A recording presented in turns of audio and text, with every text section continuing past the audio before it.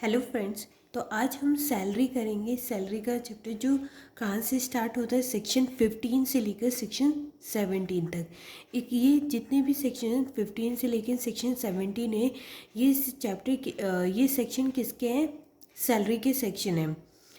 तो इसमें हम चैप्टर स्टार्ट करने से पहले हमें कुछ पॉइंट्स ध्यान रखने चाहिए जब हम सैलरी का चैप्टर स्टार्ट करते हैं।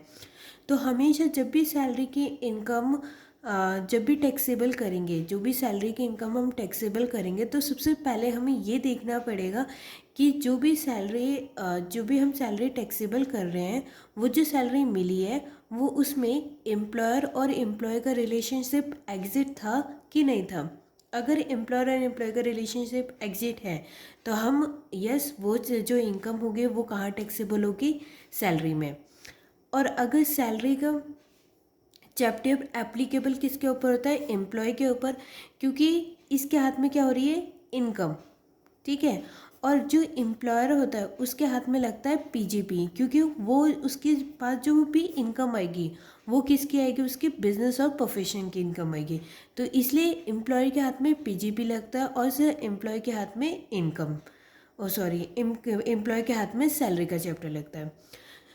ठीक है। और अगर कोई भी पार्टनरशिप फर्म से पार्टनर को सैलरी मिल रही है, मतलब पार्टनरशिप दे रही है पार्टनर को, अपने पार्टनर को सैलरी, तो वो उसका भी ट्रीटमेंट सैलरी में नहीं होगा, वो भी कहाँ जाएगा? पीजीपी में जाएगा।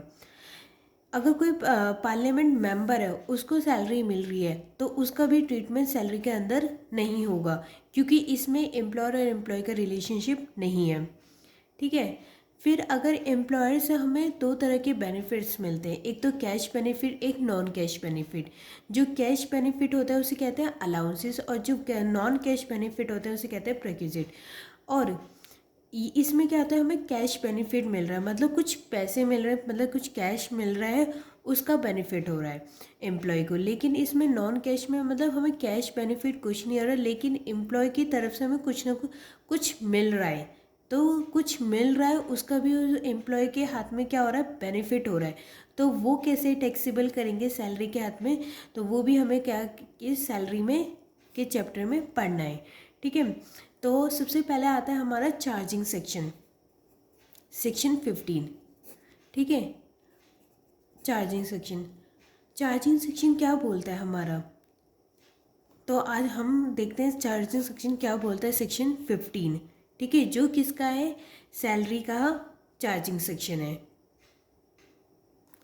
सेक्शन 15 जो क्या है हमारा? चार्जिंग सेक्शन है ऑफ सैलरी। चार्जिंग सेक्शन क्या होता है कि यही हमें बताता है कि कितने पर, मतलब किस पर्सन पर ये सैलरी का चैप्टर लगेगा और ये कब चार्ज इम्पोज होगा। तो इसी को हम कहते हैं चार्जिंग सेक्शन। तो चार्जिंग सेक्शन ने बताया कि कब टैक्सेबल होगी सैलरी की इनकम। तो सैलरी ड्यू और receive which ever is earlier, जब सैलरी या तो ड्यू हो रही हो या रिसीव हो रही हो, which ever is earlier, due और रिसीव इन दोनों में से जो पहले हो रहा होगा वो उसके बेसिस पे हम क्या कर देंगे? टैक्सेबल। अगर सैलरी हमारी ड्यू पहले हो रही है तो ड्यू बेसिस पर टैक्सेबल कर देंगे, और अगर रिसीव बेसिस पर है तो रिसीव बेसिस पर टैक्सेबल कर देंगे। ठीक है। रिसीव पे कैसे होगा? अगर हमने एडवांस ले ली, एडवांस सैलरी मिल गई, ठीक है, मतलब अभी ड्यू नहीं हुई थी लेकिन हमने एडवांस सैलरी ले ली, तो वो क्या हो गई? रिसीव पहले हो गई। रिसीव पहले हो गई तो हमारी जो टैक्स लगेगी, टैक्सेबल सैलरी कौन सी बेसिस पे लगेगी? रिसीव बेसिस पर। फिर सेकेंड पॉइंट आता है arrear of salary is taxable on receive basis. मतलब एरियर ऑफ सैलरी मतलब रुका हुआ पैसा जो रुकी हुई सैलरी थी वो भी टैक्सेबल हो गया on the basis of received basis पर। जब मिलेगा, जिस साल मिलेगा उस साल हमें क्या कर देंगे? वो एरियर ऑफ सैलरी भी हम टैक्सेबल कर देंगे। तो ये था हमारा सेक्शन 15। अब सेक्शन 15 के बाद आता है हमारा सेक्शन 16 जो क्या आता है? डिडक्शन ऑफ सैलरी होता है। ठीक है।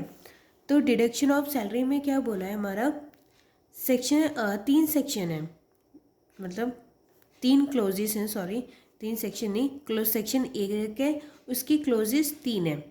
सबसे पहला आता है सेक्शन 16(1)(a), फिर आता है 16(2), फिर आता है 16(3). ठीक है।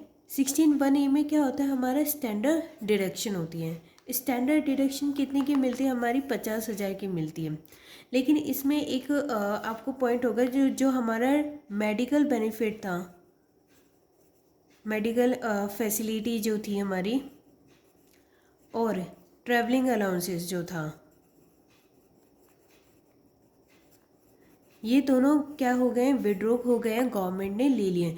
तो गवर्नमेंट ने जब ये दोनों क्या हो गए हैं, अब ख़त्म हो गए हैं, तो अब एम्प्लॉय जो गवर्नमेंट ने जो स्टैंडर्ड डिडक्शन दी है वो कितने की दी है, 50,000 की दी है। मतलब जिनको ये फैसिलिटी नहीं मिल पाती थी उनको भी गवर्नमेंट ने 50,000 की स्टैंडर्ड डिडक्शन दी है, और जिसको मिलती थी उनको भी ये स्टैंडर्ड डिडक्शन दी है। मतलब इसका ये मतलब नहीं है कि जिनको ये फैसिलिटी नहीं, जिनको ये फैसिलिटी मिलती थी उनके लिए ये स्टैंडर्ड डिडक्शन नहीं, स्टैंडर्ड डिडक्शन हर एक एम्प्लॉय के लिए है।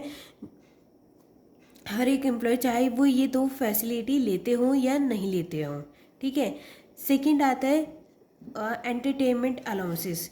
ये किसके लिए होता है, सिर्फ गवर्नमेंट एम्प्लॉय के लिए होता है, कि government employ, only government employ. और इसमें जो डिडक्शन, सॉरी, डिडक्शन जो मिलेगी, इसमें क्या करना पड़ता है, सबसे पहले एंटरटेनमेंट अलाउंसेस को हमें क्या करना पड़ेगा, अपनी टोटल इनकम में ऐड करना पड़ेगा। क्या करना पड़ेगा, पहले ऐड करना पड़ेगा, क्योंकि क्या मिला हमें, एम्प्लॉय से में एम्प्लॉयर से हमें कुछ भी मिला हो, कुछ भी मिलता हो, वो सब क्या बन जाता है, एम्प्लॉय की सैलरी बन जाती है। एम्प्लॉय की सैलरी बन जाती है तो वो टोटल इनकम का क्या पड़ जाती है, पार्ट बन जाती है। मतलब जो सैलरी हो, जब हम निकालते हैं ना टोटल इनकम, जब हम टोटल इनकम निकालेंगे सैलरी का, तो वो सैलरी जो एंटरटेनमेंट अलाउंसेस है वो क्या हो जाएगी हमारी, ऐड हो जाएगी। ऐड होने के बाद, और ये सिर्फ किसका होता है, गवर्नमेंट एम्प्लॉय के लिए होता है, ऐड हो जाएगी। लेकिन जो डिडक्शन मिलेगी वो सिर्फ गवर्नमेंट एम्प्लॉय को मिलेगी। मैं से ठीक से बता देती हूँ एक बार। देखो क्या होता है कि जब हमें अगर एंटरटेनमेंट अलाउंसेस मिलती है, एंटरटेनमेंट अलाउंसेस दोनों को मिलेगा, प्राइवेट को भी और गवर्नमेंट एम्प्लॉय को भी मिल रहा है, ठीक है। लेकिन जब हम इनकम का जब पार्ट बनाएंगे तो इसे ऐड कर देंगे एंटरटेनमेंट अलाउंसेस को, ठीक है, टोटल इनकम में ऐड कर देंगे, ठीक है, टोटल इनकम में हमें ऐड कर देंगे।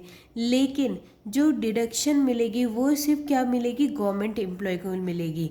मतलब जैसे हमने सैलरी की टोटल इनकम निकाल ली,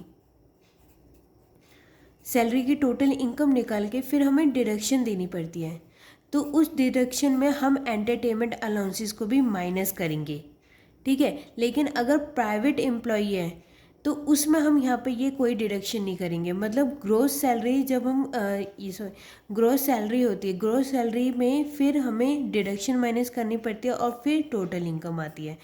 तो जब हम ग्रोस सैलरी करेंगे, तो जब डिडक्शन करेंगे तो अगर वो गवर्नमेंट एम्प्लॉय है वो तभी माइनस होगा, अगर प्राइवेट एम्प्लॉय है तो वो माइनस नहीं होगा, सिर्फ वो हमारी टोटल इनकम का पार्ट बन जाएगी, सैलरी की टोटल इनकम का पार्ट बनेगी, लेकिन डिडक्शन कुछ नहीं मिलेगा। अगर वो गवर्नमेंट एम्प्लॉय है तो उसे कितनी डिडक्शन मिलेगी, इसमें गवर्नमेंट ने बताया least of the following shall be exempt, मतलब उतनी तुम्हें क्या मिल जाएगी, डिडक्शन मिल जाएगी। लिस्ट ऑफ द फॉलोइंग, जितना एक्चुअल रिसीव हुआ है 5,000 और 1/5 ऑफ द बेसिक सैलरी, मतलब इसमें से जितना भी जो भी कम आएगा वो क्या दे देंगे, हम उसको डिडक्शन दे देंगे, ठीक है, उतनी हमें डिडक्शन दे देंगे। पहले उसका एंटरटेनमेंट अलाउंसेस को हम इनकम का पार्ट बनाएंगे, इनकम का पार्ट बना के जब सैलरी की ग्रोस सैलरी आ जाएगी, ग्रोस इनकम, सैलरी की ग्रोस इनकम, फिर हमें डिडक्शन देनी पड़ती है। तो डिडक्शन सिर्फ हम गवर्नमेंट एम्प्लॉय को देंगे एंटरटेनमेंट अलाउंसेस के केस में। और कितनी देंगे, actual receive 5,000, 1/5 of basic salary, इसमें से जो भी कम होगा उतने हम क्या दे देंगे, डिडक्शन दे देंगे।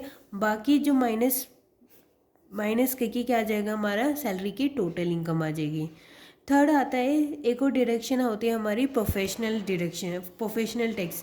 मतलब कि तुम्हारे पास प्रोफेशनल टैक्स है, उसके पास सॉरी प्रोफेशनल डिग्री है, तो उसके ऊपर भी तुम्हें क्या देना पड़ता है, टैक्स पे करना पड़ता है। ये कुछ ही स्टेट वाइज है, ये जो टैक्स लगता है ये स्टेट वाइज है, सेंट्रल वाइज नहीं है ये, ठीक है। तो स्टेट वाइज है, मतलब अगर तुम्हें इस प्रोफेशनल टैक्स मतलब अब मान लो एम्प्लॉयर से मिला तुम्हें, ठीक है, और तुमने पे किया, एम्प्लॉय में पे किया प्रोफेशनल टैक्स। मान लेते हैं कि एम्प्लॉयर से मतलब जो तुम्हारा प्रोफेशनल टैक्स है वो भी तुम्हारा कौन पे कर रहा है, एम्प्लॉयर पे कर रहा है। मान लो कि एम्प्लॉयर से मिला 5,000, तुमने आगे पे किए 6,000, तो 5,000 जो मिला है ये तो हमारी सैलरी का पार्ट बचेगा, मतलब ऐड हो जाएगा हमारा, जब टोटल इनकम निकालेंगे तो ये ऐड हो जाएगा। लेकिन जो माइनस होगा कि हमने कितना पे किया है 6,000, तो डिडक्शन हमें कितने की मिलेगी, 6,000 की।